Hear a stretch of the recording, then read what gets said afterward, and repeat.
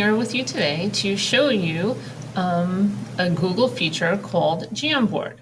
Jamboard is an excellent way to engage students collaboratively or adults collaboratively or whoever you want to work with collaboratively, but maintaining social distance. Or it could also be in school versus students who are at home on distance learning.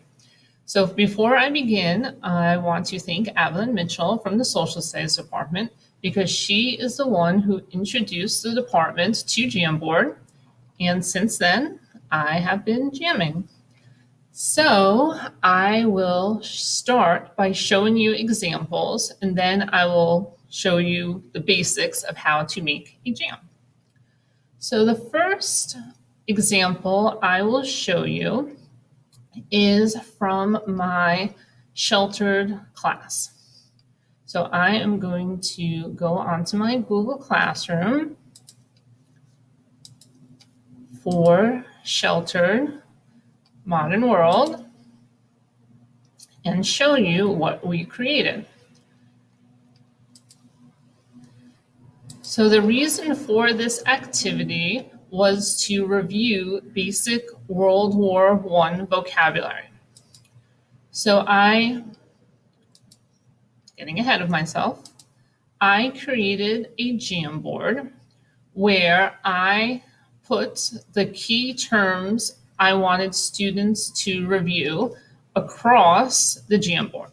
So I put militarism, alliances, nationalism, assassination, imperialism. And then the students used Jamboard to add, so see over here, the sticky notes. They could create a sticky note, and then they put a word that is associated with the key vocabulary word. So as you could see, so under militarism, the words students came up with were army, soldiers, weapons, warrior. So this was a way to get a very quick formative assessment of are students understanding these key terms. Also, this was put up on the board, so if a student even was a little bit questionable of their word, they could see what the other students put, and that could help them coming up with their term. This is all done without anyone knowing who is putting which sticky note. So it helps encourage participation because it's less riskier than putting your name with the term. So this was the first page of the review. And then the second page of the jam was students, again, the same headings across, but now I asked students to insert pictures to represent the terms. So then it was a second check for me, like, are students understanding these key terms? So this is one of the ways that I used Jamboard with my students. So it was a great formative review. It was a great way to assess across the board, are students understanding the terms? And it got everyone to engage at the same time. So this should teach you a couple of things. So one, you have multiple pages of your jam. Students could use the stickies. So just like you put the stickies, the students could put the post-it notes, sticky notes. There are various colors you could choose from, and you type what you want, and then you post it. Just to show you quickly, so say I'm posting, example. Save, you put the post-it under whichever category it goes with. So from the second page, you could also learn that you could insert pictures. So you go over here, add image, and you could do Google search image, Google Drive, or if you had any photos, you could use those in your jam. So this is one example. Another example of how I've used Jamboard is with the social studies department. So in the social studies department, when we had to go over the MOA, I took snips of the different sections of the MOA and put them in a Jamboard.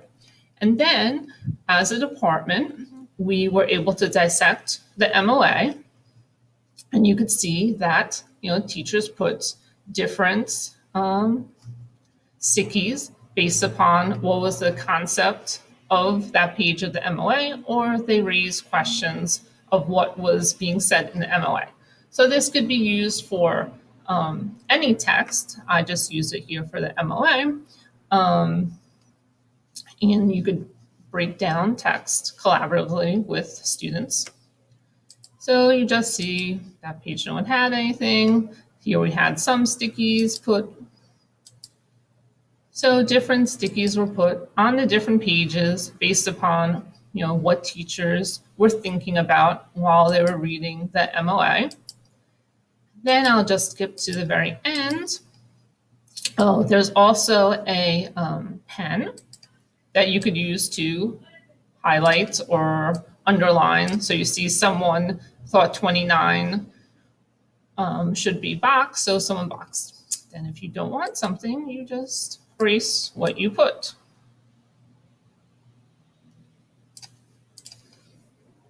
Going to then the last page. So these were the 3 questions that we were all asked to reflect upon. So I wrote the 3 questions on stickies, and then teachers, after looking at the MOA and reflecting, they put their stickies to answer each of the questions. So again, yes, I did this with teachers, but this could easily also be done with students. And it's a way to work collaboratively and engage everyone at the same time. So that was the second example of how I use Jamboard. Now, a third example of how I use Jamboard, well, before I go to that third example, you'll also see earlier in October, the department is working on like, what is implicit racism? What are examples of it? And again, it's the same thing, brainstorm. This was also based on a reading. So what is it? Examples. And we could just organize all our thoughts, challenges that we've had so far this school year. What are potential solutions? And then here you found, this was early, how someone found Cami and Jamboard to be great use in the classroom.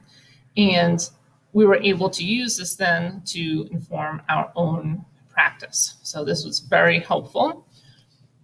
Okay, so a third way that I have used Jamboard, I'm just going to go here. Make believe I'm starting from new, so I go down, Jamboard, and I'm new one. And I was reviewing a multiple choice test with my students. So a way that I could find out, well, how are students doing on this review? Again, quick, easy, is I had everyone open up the Jam, and I asked the students to submit their answer. So it was just basically question number 1, what is your answer?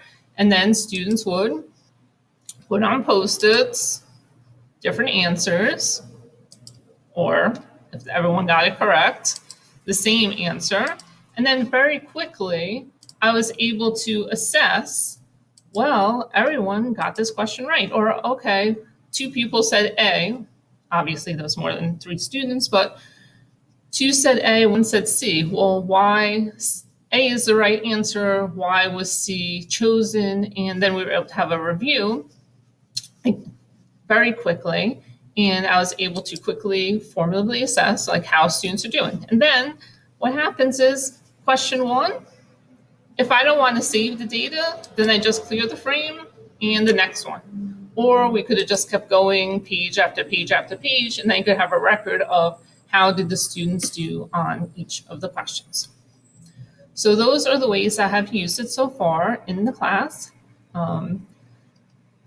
As far as one thing that you should definitely note is if you share it with your students, which you'd want to do when they are participating in the Jam, you share it. And then, well, let me just you want to just make sure at the end, say you want to save it, you could turn it into a PDF. So if I go back here, I could show you, oh, sorry, that is the wrong one. I will go to the World War One. So you could see here, World War One vocabulary PDF is I turned the Jamboard into a PDF. So now the students have this as review and it's available to them and no one could change it. So what you have to be careful of is after you're done with the Jamboard, like if you want to keep it, you need to go into the Jam and change the setting from editors to viewers. And then once you share it, change it back to just viewers, then no one could go in and erase anything because it is very easy in a Jam to click this button, clear frame, and everything on the frame would disappear. So you don't want that to happen. If it's something that you want to keep, again, take the students off as editors, and also you could create PDFs from the Jamboard. I suggest that if you're interested in using this, you just open it up and play with it. I mean, I'm sure there's some things I don't know how to use yet. Last night I saw my niece had one who's in 7th grade, and hers was the map of the United States with the electoral college votes per state were on it, and then she could interact with it and create her own. So that's obviously something else you could do with it that I have not yet to do, but you could change background if you want to, and practice. So that's all I have. I hope you found this useful and have a great day. Thank you.